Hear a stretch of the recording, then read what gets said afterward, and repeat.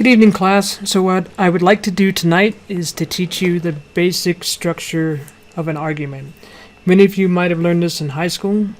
It's called a 5-paragraph essay structure. It's a formulaic structure, so if you feel more comfortable with doing something a little bit more challenging, you're welcome to do that, but there's nothing wrong with using this particular formula. Formulas are great for structure and keeping you on track with what you want to say. If you're a person who kind of wanders off topic, this is a great way to do your paper. So paragraph 1 is your introduction.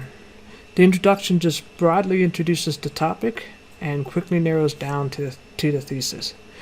Your thesis statement is a 1-sentence statement that tells the reader what your paper is going to be about. What are you arguing? And you should have 1 major point and 3 minor points. If you've ever written a paper and you felt like you were saying the same thing over and over again, it's because you only had a main point or a major point and you had no minor points. So I'll give you an example of this in a minute. I just want to show you the structure first.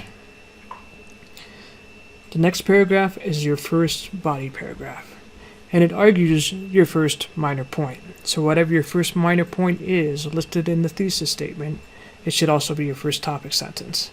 Should be no deviation in terms of pattern between the thesis statement into your body paragraphs. After you type out your topic sentence, then you offer evidence and examples to support that topic sentence. At the end of your body paragraph, you always need a transition. It signals to the reader that, hey, we're shifting from this topic that was in this paragraph to whatever we're heading on to into the next paragraph. If you've ever driven a standard, it's kind of like pushing in the clutch and shifting from first gear to second gear. So body paragraph 2, it argues the second minor point. After you list your point, you offer evidence and examples to support your claims. At the end of that paragraph, you will use another transition sentence that signals to the reader that the topic is shifting from the second minor point to the third minor point. Paragraph 3 is pretty much the same. It argues the final minor point, offers evidence and examples, and then you have to have a transition into your conclusion. Your conclusion, I know many people have learned that it's supposed to be restating everything that you've already stated, but the reality is it's the so what. Why should we buy into your argument and see it the way that you see it? It's what's valuable about having a different perspective on something. And that's the goal of writing, is to bring something new to light for other people to realize. Okay, so let's talk about what this would look like on a paper. Okay. I've uploaded in a course shell a blank template that looks like this.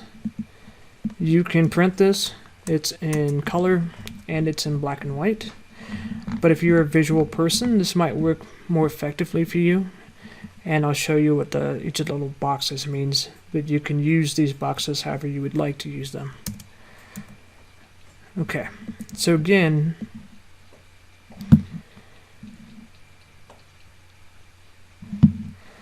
your first paragraph has your introduction and has a thesis statement with 1 major point and 3 minor points. So for example, one student wrote, dieting has a negative impact on people mentally, emotionally, and physically. So a major point is dieting has negative impacts on people. Those negative impacts are what happens mentally, what happens emotionally, and what happens physically. Okay. If she can prove those points, then it's likely that we will agree with her major point. So her first body paragraph and the first topic sentence should mirror that minor point. Dieting impacts people mentally. So diets can have drastic negative effects on the brain. Then the goal here is to support that claim with evidence. Then we want a transition sentence. So for example, the negative impacts that dieting has on the brain are not always easy to recognize, but often manifest in emotional symptoms. So this is a nice smooth transition into the next topic, which is emotional symptoms. So the next topic sentence is of course going to be dieting can impact people emotionally. Again, offer evidence and examples to support your claim. And then we'll have a transition sentence that says something like, along with negative impacts mentally and emotionally, dieting can impact people physically. Body paragraph 3 announces the third minor point. And then it can have a transition to the conclusion.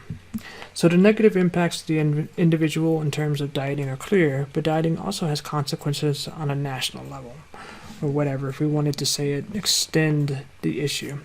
So the conclusion provides the so what, or the warrant of the argument. What is the value of seeing the issue the way that you see it? Okay. So this is a way that you can map out your personal paper. I hope it helps. But this is what we talk about when we're talking about a roadmap. We want to know what the major point is and where the minor points are along the way. So if we were to plot it out on a map, it would look like a little road map. Okay, I want to get to people believing that dieting has negative impacts. It's not a positive thing. So if I can prove to them that it's detrimental mentally, emotionally, and physically, they'll buy into this idea. So that's where we're headed, and that's how we justify that road, that plan of action. Okay? Again, if you have any questions or concerns, let me know. I'll be happy to help.